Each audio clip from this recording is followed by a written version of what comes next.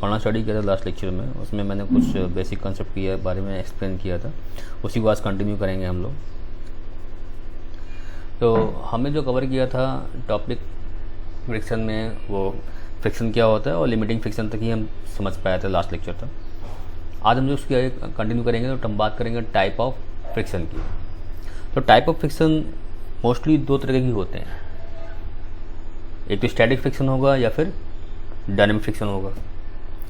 Static friction में मतलब कि अगर यहाँ पर इसको डिफाइन किया गया है, friction experienced by a body when it is rest is called static friction. मतलब यहाँ पर ये है कि जब बॉडी रेस्ट में है और उसके ऊपर अगर आप फोर्स अप्लाई कर रहे हैं, एक्सटर्नल फोर्स अप्लाई किया जा रहा है बॉडी के ऊपर, बॉडी मूव नहीं कर रहा है, तो यानी बॉडी और सरफेस कांटेक्ट के बीच में जो फ्रिक्शन क्रिएट हो रहा होगा उसको हम बोलेंगे स्टैटिक फ्रिक्शन। अब हम बात करते हैं डायनामिक फ्रिक्शन की। डायनामिक फ्रिक्शन मतलब friction experienced by a body when it is motion is called dynamic friction. Friction, कोई बॉडी अगर मूव कर रहा है किसी सरफेस पर और वो उस समय यानी कि बॉडी में जब मोशन है, यानी स्टैटिक फ्रिक्शन क्या, बॉडी मोशन नहीं था, अब ये बॉडी मोशन में आ जाए और जो भी आपने एक्सटर्नल फोर्स अप्लाई किया वो उसकी वजह से बॉडी मोशन में हो, बॉडी मूव कर रही हो, तो फिर बॉडी और सरफेस कांटेक्ट के बीच में जो फ्रिक्शन क्रिएट हो रहा होगा उसको हम बोलेंगे dynamic friction. Okay, I think ये चीज़ समझ में आ गया होगा आपको। तो मोस्टली दो तरह के क्या कहते हैं फ्रिक्शन होते हैं, या तो बॉडी आपका मोशन में होगा या बॉडी रेस्ट में होगा। तो अगर रेस्ट में होगा तो उसको बोलेंगे स्टैटिक फ्रिक्शन, अगर मोशन में है तो उसको बोलेंगे डायनामिक फ्रिक्शन। फिर हम बात करते हैं स्लाइडिंग फ्रिक्शन की। अब स्लाइडिंग का मतलब यहाँ पर ये है कि जैसे कोई बॉडी में आपने एक्सटर्नल फोर्स अप्लाई किया, बॉडी मोशन में है लेकिन जिस सरफेस के ऊपर रखा हुआ उसके ऊपर स्लाइड कर रहा है, तो स्लाइड कर रहा है तो वो भी है, तो वो किस में आ जाएगा, बॉडी मोशन में, तो क्या में आ जाएगा, जो भी फ्रिक्शन वहाँ पर होगा वो डायनामिक फ्रिक्शन में आएगा। लेकिन यहाँ पर एक नाम इसको दे दिया गया है जिसको हम बोलते हैं स्लाइडिंग फ्रिक्शन, क्योंकि बॉडी क्या है, एक सरफेस के ऊपर स्लाइड कर रहा है। जैसे अगर आप अपने हाथ के गदोरी को, अगर आप क्या कहते हैं पाम को, अगर आप इसको रगड़ते हो, सर्दियों में अक्सर ऐसा करते हो आप लोग, तो ठंड लगती है आपको, तो आप हाथ से रगड़ते हो, तो उस समय क्या होता है कि आपका दोनों हाथ के सरफेस के बीच में जो फ्रिक्शन क्रिएट हो रहा है उसको हम क्या बोलेंगे, स्लाइडिंग फ्रिक्शन। और ऑब्वियसली बात है, जब आप इसको रगड़ते हो तो वहाँ पर हीट भी जनरेट होती है। तो स्लाइडिंग फ्रिक्शन का मतलब यही है कि कोई बॉडी किसी सरफेस पे या किसी और बॉडी पर अगर स्लाइड कर रही हो तो वहाँ पर जो फ्रिक्शन क्रिएट हो रहा होगा दोनों कॉन्टेक्ट के बीच में उसको बोलेंगे स्लाइडिंग फ्रिक्शन। इसके बाद बात करते हैं रोलिंग फ्रिक्शन की। Friction experienced by a body when it rolls over another body is called rolling friction. मतलब कहने का यहाँ पर यह है कि एक ऑब्जेक्ट आपका दूसरे ऑब्जेक्ट के ऊपर क्या कर रहा होगा, रोल कर रहा होगा। या फिर से कोई सरफेस है, रोड है, रोड के ऊपर व्हील क्या करता है, रोटेट करता है ना, रोल करता है। तो मतलब यहाँ पर जब रोड के ऊपर व्हील रोटेट कर रहा होता है तो व्हील और रोड की जो सरफेस कांटेक्ट के बीच में जो फ्रिक्शन क्रिएट हो रहा होगा उसको हम बोलेंगे रोलिंग फ्रिक्शन। ओके, तो देखिए यहाँ पर ये कि व्हील है, ये रोटेट कर रहा है, और जब ये रोटेट करेगा तो ये जिस सरफेस पर रोटेट कर रहा है उस सरफेस और रोल, इस व्हील के बीच में जो फ्रिक्शन क्रिएट हो रहा होगा उसको हम क्या बोलेंगे, रोलिंग फ्रिक्शन बोलेंगे। अब हम बात करते हैं एंगल ऑफ फ्रिक्शन की। क्या होता है एंगल ऑफ फ्रिक्शन? अगर इसको डिफाइन किया जाए डेफिनेशन से, तो the angle between normal reaction and resultant force is called angle of friction. The angle between normal reaction and resultant force is called angle of friction. मतलब क्या कहा गया है कि रिजल्टेंट फोर्स और रिएक्शन फोर्स के बीच में जो एंगल बन रहा होगा उसको बोला गया एंगल ऑफ फ्रिक्शन। बट ये रिजल्टेंट फोर्स आया कैसे? जैसे कोई ये ऑब्जेक्ट है, ये कोई बॉक्स रखा हुआ है, रेक्टेंगुलर बॉक्स की सरफेस पे रखा हुआ है, और यहाँ पर आपने राइटवर्ड पी फोर्स अप्लाई किया। तो जब पी फोर्स आपने अप्लाई किया हुआ है तो आप देख रहे हो कि बॉडी को राइट मूव करना चाहिए, बॉडी क्या करेगी, राइट मूव करेगी। तो इसके अपोजिट डायरेक्शन में आपका फ्रिक्शन क्रिएट होगा, यानी कि अगर राइटवर्ड फोर्स लगाया है तो लेफ्टवर्ड कहते हैं आपका फ्रिक्शन फोर्स क्रिएट हो रहा होगा। अब यहाँ पर बॉडी क्या है, रेस्ट में। क्यों रेस्ट में है? कि जो भी आपने फोर्स अप्लाई किया हुआ है इसके अपोजिट डायरेक्शन में उतना ही अमाउंट का फ्रिक्शन फोर्स क्रिएट हो रहा है, क्योंकि यहाँ पर क्या बताया गया है कि it is also called limiting angle of friction. That means जितना यहाँ पर फोर्स अप्लाई किया गया उतना ही जब आपने यहाँ पर फ्रिक्शन क्रिएट कर दिया होगा, उतना ही अमाउंट का फ्रिक्शन क्रिएट कर दिया होगा, तो वो क्या कहलाएगा, मैक्सिमम फ्रिक्शन या फिर लिमिटिंग फ्रिक्शन। तो यानी बॉडी क्या है, बॉडी आपका रेस्ट में है। अब यहाँ पर जो फ्रिक्शन फोर्स है वो लग रहा है लेफ्टवर्ड, नॉर्मल रिएक्शन कहाँ लगेगा, अपवर्ड। आपको पता है जो बॉडी का वेट लगेगा डाउनवर्ड, और डाउनवर्ड होगा तो आपको पता है कि नॉर्मल रिएक्शन जिस सरफेस पे बॉडी रखा होता है उस सरफेस के परपेंडिकुलर ही हमेशा लगता है नॉर्मल रिएक्शन। तो वो इस सरफेस पे रखा हुआ तो इस सरफेस के परपेंडिकुलर क्या हो जाएगा, ये आर को क्या बोला गया है, यहाँ पर नॉर्मल रिएक्शन फोर्स बोला गया है। तो नॉर्मल रिएक्शन फोर्स और इस फ्रिक्शन फोर्स का जब रिजल्टेंट फाइंड आउट करोगे तो ये जो आपको ओ सी एल लेंथ, ये सी एल जो दिख रहा है आपको, सी एल लाइन दिख रही है, यही आपका इस सी ए और सी बी का रिजल्टेंट फोर्स है। यानी कि आर नॉर्मल रिएक्शन और लिमिटिंग फ्रिक्शन का जो रिजल्टेंट फोर्स है वो सी एल है। अब रिजल्टेंट निकालना को पता ही है, स्क्वायर रूट के अंदर आर का स्क्वायर प्लस एफ या लिमिटिंग का स्क्वायर या मैक्सिमम फ्रिक्शन का स्क्वायर को सॉल्व कर लेंगे तो आपको जो वैल्यू मिलेगी, जो मैग्नीट्यूड मिलेगा वो क्या मिलेगा, रिजल्टेंट का मिलेगा। ठीक है, तो वही सी एल है। अब सी एल आपका रिजल्टेंट फोर्स हो गया आर और एफ लिमिटिंग का, मतलब लिमिटिंग फ्रिक्शन का मतलब कि मैक्सिमम फ्रिक्शन का, और आर मतलब नॉर्मल रिएक्शन का। नॉर्मल रिएक्शन और लिमिटिंग फ्रिक्शन का जो रिजल्टेंट फोर्स मिलेगा वो सी एल मिलेगा। अब जो आपका ये रिजल्टेंट फोर्स है इसका नॉर्मल रिएक्शन के साथ में जो एंगल बन रहा होगा उसको बोला गया है angle of friction. That means यहाँ पर एक बात ध्यान रखनी है कि it is also called limiting angle of friction. मतलब बॉडी क्या है, रेस्ट में होगी, बॉडी मूव नहीं कर रही होगी। ठीक है, तो यानी जितना आपने एक्सटर्नल फोर्स अप्लाई किया हुआ उतना ही आपका यहाँ पर फ्रिक्शन क्रिएट हो रहा है, तो बॉडी रेस्ट में रहेगी। उस कंडीशन में जो फ्रिक्शन फोर्स और नॉर्मल रिएक्शन के बीच का रिजल्टेंट फाइंड आउट करेंगे, रिजल्टेंट के साथ में जो नॉर्मल रिएक्शन का एंगल बन रहा होगा उसको बोला गया एंगल ऑफ फ्रिक्शन। अब हम बात करते हैं कोफिशिएंट ऑफ फ्रिक्शन। तो कोफिशिएंट फ्रिक्शन की अगर मैं बात करूं तो मैं बात करता हूं यहाँ पर लिमिटिंग फ्रिक्शन की, क्योंकि फ्रिक्शन फोर्स निकालने का फॉर्मूला जो हमारे पास है वो मैक्सिमम फ्रिक्शन फोर्स निकालने का फॉर्मूला है म्यू इनटू आर। इसको डिफाइन करते हैं तो the ratio of limiting friction and normal reaction is called coefficient of friction. Actual में कोफिशिएंट ऑफ फ्रिक्शन निकाला कैसे गया है, जो फ्रिक्शन फोर्स होता है वो डायरेक्टली प्रोपोर्शनल होता है किसके, नॉर्मल रिएक्शन के। अब डायरेक्टली प्रोपोर्शनल होगा नॉर्मल रिएक्शन को, तो डायरेक्टली प्रोपोर्शनल का साइन जब रिमूव करेंगे तो एक कांस्टेंट ऐड कर देते हैं। जब कांस्टेंट एक ऐड कर देंगे तो वहाँ पर म्यू को ऐड कर दिया गया, जिसको बोल दिया गया कोफिशिएंट ऑफ फ्रिक्शन। ओके, तो वही कोफिशिएंट फ्रिक्शन क्या हो जाएगा, limiting friction divide by normal reaction. अब हम बात करते हैं एंगल ऑफ रिपोज की। तो क्या है angle of repose, with increase in angle of inclined surface the maximum angle eight which body starts sliding down is called angle of repose.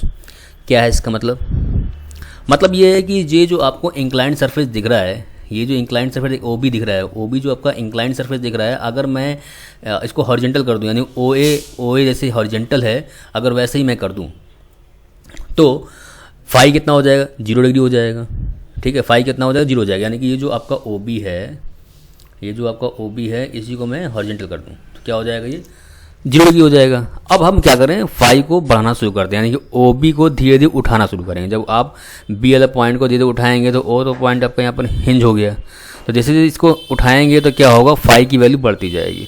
तो फाई की वैल्यू आपको इतनी बढ़ानी है कि एक कंडीशन ऐसी मिलेगी आपको कि अब इसके आगे अगर आप फाई की वैल्यू को बढ़ाएंगे तो ये जो आपका बॉक्स, जो भी ये ऑब्जेक्ट रखा गया है इस सरफेस पर, इंक्लाइंड सरफेस पर, तो ये ऑब्जेक्ट क्या हो जाएगा, मूव करना शुरू कर देगा। तो आई थिंक ये बात आपको क्लियर होगी कि मेरे कहने का मतलब यहाँ पर ये है कि ये ऑब्जेक्ट, हमें वो एंगल चाहिए इंक्लाइंड सरफेस का जिस एंगल पर ये बॉक्स मूव नहीं करना चाहिए। जैसे मान लीजिए आपने एंगल बढ़ाया, 0 शुरू किया, 1 2 3 4 5 6 7 8, आप 10 तक एंगल ले गए। 10 के बाद आपको पता है कि 20 तक इस बॉक्स का मोशन नहीं होगा डाउनवर्ड, तो 20 के बाद जैसे 21 आप करेंगे एंगल आप बढ़ाएंगे इंक्लाइंड सरफेस का तो ये इंक्लाइंड और थोड़ा सा और ऊपर निकल जाएगा। तो जैसे ही आप 21 करेंगे तो ये क्या होगा, बॉक्स मूव करना शुरू कर देगा। यानी 20 डिग्री एंगल वो एंगल हो गया जिस एंगल पर ये बॉक्स क्या रहेगा, रुका रहेगा, ये मोशन नहीं करेगा। तो वो एंगल कहलाता है एंगल ऑफ रिपोज। वही लिखा हुआ है, with increase in angle of inclined surface the maximum angle eight which body starts sliding down is called angle of repose. मतलब वो एंगल इंक्लाइंड सरफेस का जिस एंगल पर बॉक्स मूव करने वाला हो, यानी कि आप इससे ज़्यादा एंगल बढ़ा दोगे तो बस मूव कर जाएगा। बाकी ये आपको W sin phi और W cos phi पता है कैसे निकाला गया होगा। चलिए आगे बढ़ते हैं, लॉ ऑफ फ्रिक्शन की बात करते हैं। तो लॉ ऑफ फ्रिक्शन को क्या बोलते हैं, लॉ ऑफ स्टैटिक फ्रिक्शन।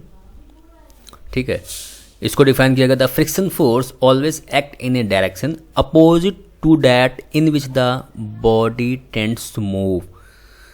यानी कि फ्रिक्शन फोर्स कहाँ लगता है, हमेशा अपोजिट लगेगा जिस डायरेक्शन में बॉडी मूव कर रहा है। तो एक बात ध्यान रखिएगा, इसको थोड़ा सा करेक्ट कर लीजिएगा। एक जो मैंने बताया था आपको लास्ट लेक्चर में भी कि लॉ ऑफ फ्रिक्शन किसने दिया हुआ था, लॉ ऑफ फ्रिक्शन आपने पहले कूलॉम्ब ने दिया हुआ था। ठीक है, और स्टैटिक फ्रिक्शन की यहाँ पर बात कर रहे हैं, यानी कि बॉडी मूव नहीं कर रहा होगा। फ्रिक्शन फोर्स ऑलवेज लग रहा होगा बॉडी पर या body is the surface contact के बीच में जिस डायरेक्शन में आपने फोर्स अप्लाई किया हुआ है उसके अपोजिट डायरेक्शन में फ्रिक्शन फोर्स काम करता है, पहली चीज़। दूसरी बात, जिस डायरेक्शन में आपका रिलेटिव मोशन होगा उसके अपोजिट डायरेक्शन में आपका ये फ्रिक्शन यहाँ पर काम कर रहा होगा। ओके, इतना याद रखना है। ये लिखा हुआ opposite to that in which the body tends to move, ये लिखा सही है, लेकिन समस्या यहाँ पर यह आ जाती है कि रिलेटिव मोशन की हमें बात करनी पड़ती है। यहाँ पर जो मोशन यहाँ पर मूव की बात कर रहे हैं, रिलेटिव मोशन की बात करनी पड़ती है।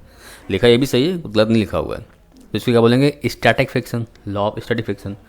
The magnitude of friction force is equal to the external force.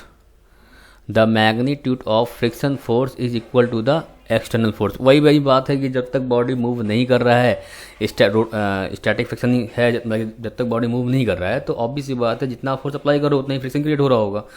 ठीक है, तो वही लिखा हुआ the magnitude of friction force is equal to the external force. लेकिन अगर अब मैं बात करूँ लिमिटिंग फ्रिक्शन की, दैट मीन्स मैक्सिमम फ्रिक्शन की, तो वो कितना हो जाएगा, म्यू इनटू एन। अब लिखा हुआ the ratio of limiting friction and normal reaction is constant mu equal to क्या होता है, friction force divide by normal reaction. तो यहाँ पर वही लिखा हुआ है जो मैं पहले से आपको बता चुका हूँ। The friction force does not depend upon the area of contact between two surface. हाँ, ये चीज़ समझने लायक है। The friction force does not depends upon the area of contact between the two surface.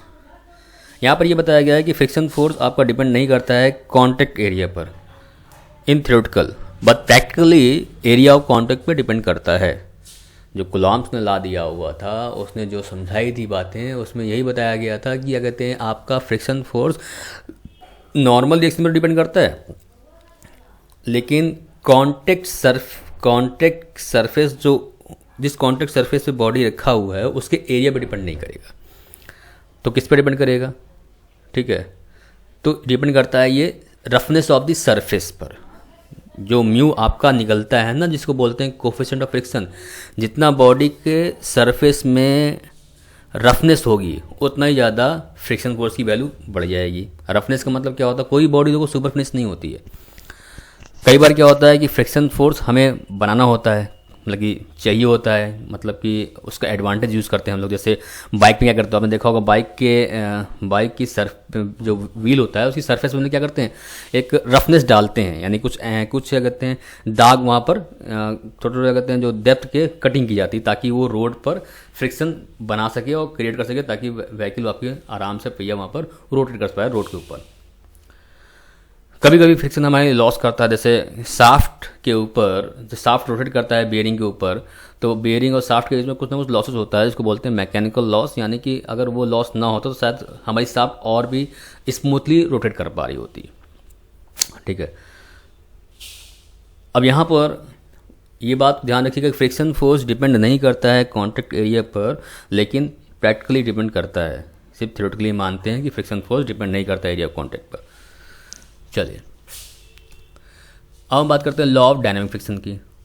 Dynamic मतलब क्या है? बॉडी मोशन में है। The friction of force always act in a direction opposite that in which the body is moving. यहाँ पे वही चीज़ है कि मैं यही बात कहूँगा, कहते हैं कि जो फ्रिक्शन फोर्स है हमेशा फ्रिक्शन फोर्स की जो डायरेक्शन होगी वो अपोजिट होगी, किसके? रिलेटिव मोशन के अपोजिट होगी, या फिर जिस डायरेक्शन में फोर्स अप्लाई किया गया है उसके अपोजिट डायरेक्शन में, जिस डायरेक्शन में फोर्स अप्लाई किया जाएगा उसके अपोजिट डायरेक्शन फ्रिक्शन फोर्स काम करेगा। The ratio of limiting friction and normal reaction is constant and it is known as coefficient of friction. हाँ, डायनामिक फ्रिक्शन के केस में, डायनामिक फ्रिक्शन के केस में जो आपका फ्रिक्शन फोर्स रहता है वो क्या रहता है? Constant mu to N. ये मैं आपको बता चुका हूँ। लेकिन स्टैटिक फ्रिक्शन में क्या होता है? वेरी करता रहता है। सिर्फ वहाँ पर कांस्टेंट कौन सी वैल्यू होगी? लिमिटिंग फ्रिक्शन की वैल्यू कांस्टेंट रहती है। और यहाँ पर म्यू की वैल्यू क्या बोली गई है? कांस्टेंट बोली गई। कांस्टेंट क्यों बोली गई आपको पता ही है, वो डिपेंड किस पे करता है? सरफेस की रफनेस पर, ठीक है, जिस सरफेस पर बॉडी रखा हुआ है। हाँ, for moderate speed the friction force remains constant but decreases slightly the increase speed. यानी कि जब बॉडी मोशन में है और मॉडरेट स्पीड है, यानी कि बहुत ज़्यादा स्पीड में नहीं मोशन कर रहा है, तो उस समय क्या होगा? फ्रिक्शन फोर्स कांस्टेंट रहता है। बट जब इसकी स्पीड को बढ़ा दिया जाएगा, यानी कि जब ज़्यादा तेज़ी से मोशन कर रहा होगा सरफेस के ऊपर कोई भी ऑब्जेक्ट, तो उस समय आपका जो फ्रिक्शन फोर्स की वैल्यू क्या हो जाएगी? कम हो जाएगी। फ्रिक्शन फोर्स क्या हो जाता है? कम हो जाता है। ओके, एक एग्जाम्पल सॉल्व कर लेते हैं तो मेरे को, ताकि थोड़ा सा कंसेप्ट क्लियर हो जाएगा।